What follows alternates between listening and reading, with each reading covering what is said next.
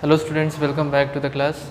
Last class we have discussed about what are the various forms of corruptions we have discussed in the last class. In that last class we have discussed about how the World Bank has given a definition about the corruption is the public office when it is mainly useful for the private purpose, that is called as corruptions. And we have seen what are the various forms of corruptions like bribe, extortions, embezzlement, nepotism, favoritism. So, these are the various forms of corruptions. To prevent the corruption, the government have passed an act which is called Anti-Corruptions Act 1988. Corruptions actually comes under the Criminal Act. Now we are going forward for a new topic which is called as the factors that contributes for the corruptions. In this point, factors means we will see that why the people nowadays are going towards corruptions. What is the main reasons that they are diverting towards corruptions? We already know that we have seen that corruptions, due to the corruptions, we already know 40% of the people in our country, they have the first hand experience. In India, if you see that nearly 40% of the people have first hand experience of obtaining a job by paying the money. So, if these corruption practices will not recover, then it will affect our administration, it will affect the government, it will affect our systems, and it will completely block the way of development. So, children, we have seen that in India there are biggest scam, corruption scam. What is the difference? Whenever the amount of the money, when it is very small, corrupted money, then that is corruption. When the amount of money is very large, that is scam. So, if it is not recovered fastly, then it will greatly affect our systems, and this will completely block the way of poor people. Corruption is mainly an anti-poor, anti-development also, because all the money is diverting towards one pocket. It is mainly diverted towards one person, instead that all the money should be diverted for the development of people. So, that is the point. But here we have to understand what are the main factors which are responsible for corruptions. Why the people are going towards corruptions? What are the main factors? We will discuss it. When we are talking about the factors that contributes for the corruptions, some people who are in the official powers, are in nature, sometime what they will do? The people who are in official powers, sometimes they are misusing the powers for their greedy as well as self-interest. Whenever the people are misusing the powers for the greedy as well as self-interest, that comes under corruptions. So, if you see that mainly the people involved in corruption practices, most of the people are mainly involved in the practices of corruptions we can find. Now, if you are seeing that in terms of moral values as well as spiritual values, moral as well as spiritual values are not giving importance today's life. They are not giving importance for today's life. And that is why if there is no moral values and if there is no spiritual values, then that leads for the deterioration, damage to our society. So, that is mainly because of corruptions. So, our society should have some moral values, respecting the teachers, respecting parents, respecting fathers.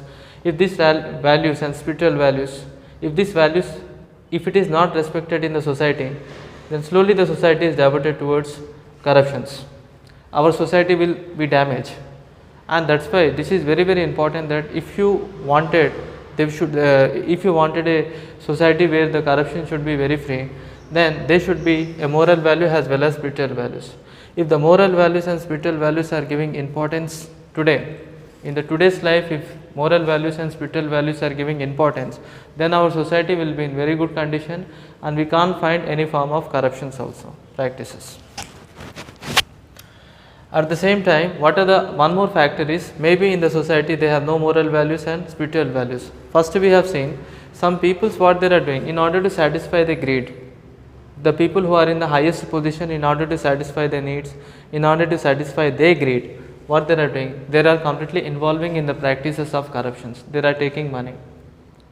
This is the reason. So, people in order to satisfy the greediness, in order to satisfy the desire, in order to satisfy the luxurious things, in order to satisfy the internal needs, what the people are doing? They are completely going for the hand of corruptions.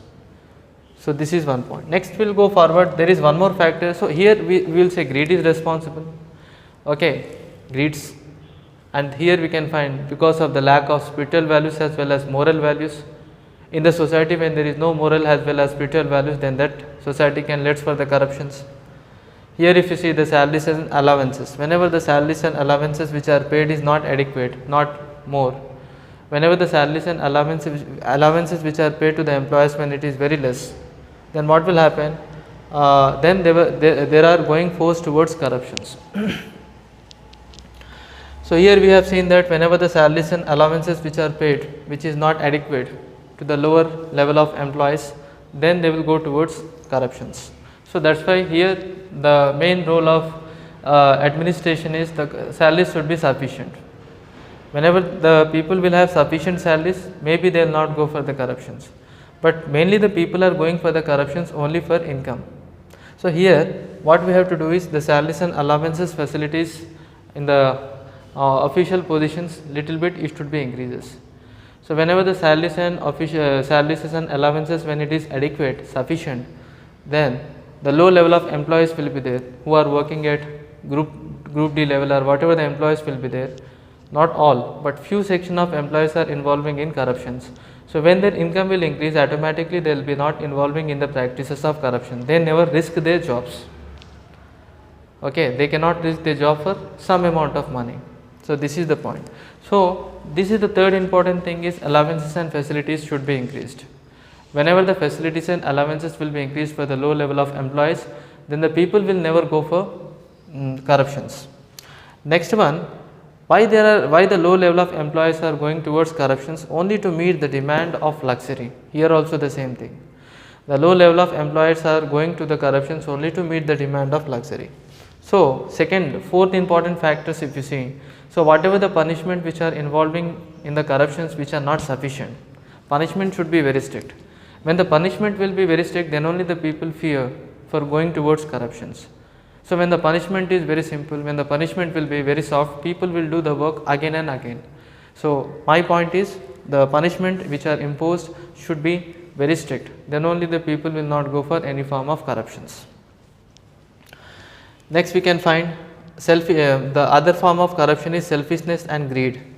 That selfishness and greed among the peoples must be reduced by using some moral values as well as spiritual values. Whatever the selfishness and greeds are there among the people regarding income, regarding corruption, that should completely decreases. This is the thing. Lack of honesty. Whenever if you are honest, you will not go for corruptions. So honesty feeling should be inculcated in the mind when they are very small. So because of the lack of honesty, when the children will be honest, when they will grow up, the same ideas they will develop, honest. So we have to inculcate the children in our children in the mind, honesty is the best policy. If this honesty will be there, then people will never go for any form of corruptions. And next important thing is, if you see, the corrupt societies are mainly characterized with immorality as well as lack of respect. So whatever the societies which are mainly based with corrupted societies, in that societies you can't find the people have any immorality, moral values, and they have lack of respects. So these are the important factors which are mainly responsible for corruption. First we have to increase the value, good ideas, good values we have to develop, moral values, spiritual values we have to inculcate.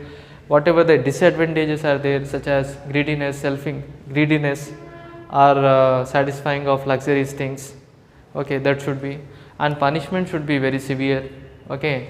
And conclusion we have to write is facilities and allowances among the low level of employees also should increase, then they will not go for corruptions and then they will not risk their jobs.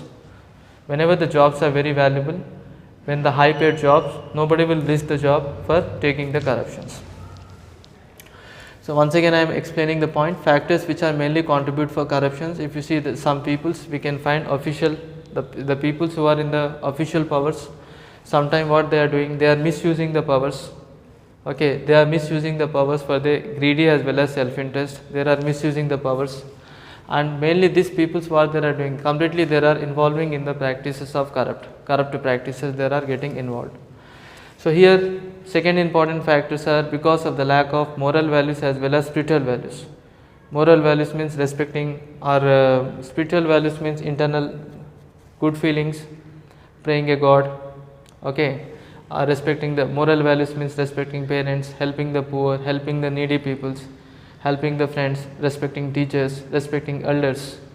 So if these moral and spiritual values are not given, mainly that is not given in the present society, and that is the main reason that if this moral and spiritual values are not given, then the society completely will be damaged, and corruptions will form. These societies can also, and at the same time, allowances which are given to the employees, allowances and salaries which are given to the low level of employees should be sufficient. If the allowances are very less, what they will do, they will force to enter into the corruptions. So the salaries, when it is not sufficient, then the low level of employees, in order to satisfy the luxury, what they will give, they will force towards corruption. So here what we have to do, here the administrations, they have to think about the low level of employee, the salaries at certain extent should be increases. Whenever the salaries will be high, they never goes for corruptions. High paid employees will never go for corruptions. If you see, according to the population also, large amount of corrupted peoples are from the low level of offices. Okay, if you see, whatever the corruption practices are involving, they are mainly from low level of offices, not from high level of offices. Here if you see the punishment which are imposed regarding corruptions, which are very less, punishment should be very strict, punishment should be very strict, then the people will never think about going towards corruptions. So here if you see, selfishness and greed is mainly responsible for corruptions, lack of honesty is mainly responsible for corruptions, and if you see that sometimes the corrupt societies are mainly characterized with immorality and lack of respect. So this is also the point. So children, we are learning about the factors which are mainly responsible for corruptions. So we will meet you in the next class with a new topic. Thank you very much. We will meet you in the next class once again. Thank you everybody.